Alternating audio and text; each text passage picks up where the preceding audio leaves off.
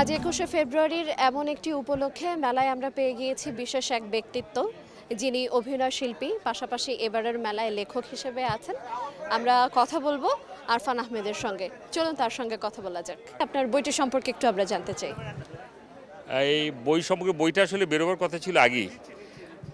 মূল বিষয়টা একটু বলি, ২-৩ লাইনের মধ্যে শেষ করে দিই। শব্দ শিল্প প্রকাশনী থেকে প্রকাশক শরীফ ভাই ৩ বছর যাবৎ উনি বারবার আমাকে কল দেন এবং বারবার আমাকে ইন্সপায়ার করেন যে আপনি কিছু একটা লিখেন। আসলে আমি কে? আমি তো আর শাহরুখ খান না যে আমার লেখা সবাই পড়বে, আমার স্ত্রী তো আর ওরকম না। তো ফ্যানের জায়গা থেকে তো কঠিন ফ্যান উনি আমার, সেটা তো আমি বুঝতেই পেরেছি। তো উনি আমার পিছু ছাড়ছিলেন না। তো একটা পর্যায়ে আমি আর বোঝাতে পারছিলাম না যে আমি আর কি লিখব, বা আমার লেখা কেই বা পড়বে, বা লেখার শক্তি বা কতটুকু আছে। কলমটা উনি ধরে দিয়েছেন, প্রকাশটা শেষে হলো। সবচেয়ে বড় কথা হচ্ছে গিয়ে যে আজ আমি কন্যা দায়গ্রস্ত পিতার মতোই আপনাদের সামনে দাঁড়িয়েছি।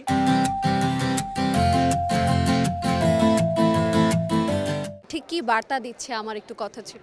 বইটা আসলে আমাকে নিয়ে লেখা না, আমি আসলে যাদের সঙ্গে জার্নি করেছি তাদেরকে নিয়ে লেখা। এই বইটি আসলে আমি এই আমার ৩০ বছরের ক্যারিয়ারে, তার বেশি তো হবেই, কিন্তু আমি যাদের সঙ্গে আসলে শুরু করেছি, যাদের সঙ্গে এখনও পর্যন্ত আমি চলছি, যারা প্রয়াত হয়েছেন, এই জার্নিটা আসলে অনেকের সঙ্গে ছিল, সে জার্নি নিয়ে লেখা।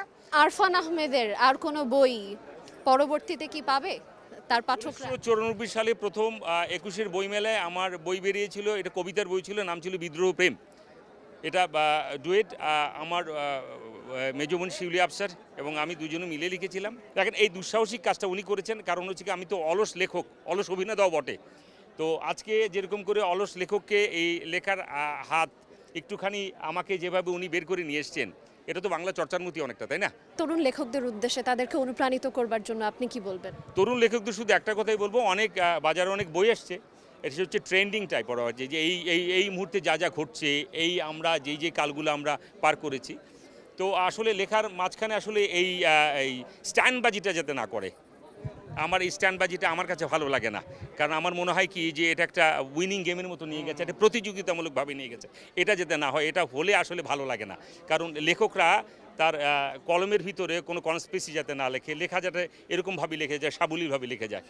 লেখার ভিতরে কোনো ধরনের কনস্পিরেসি থাকলে হয় কি, লেখাটা ভালো হয় না, এটা একটা ধান্দাবাজি লেখার মতো হয়ে যায়। এটা যাতে না হয়, তরুণ লেখকরা খুব ভালো লিখছে। আমরা কথা বলছিলাম আরফান আহমেদের সঙ্গে।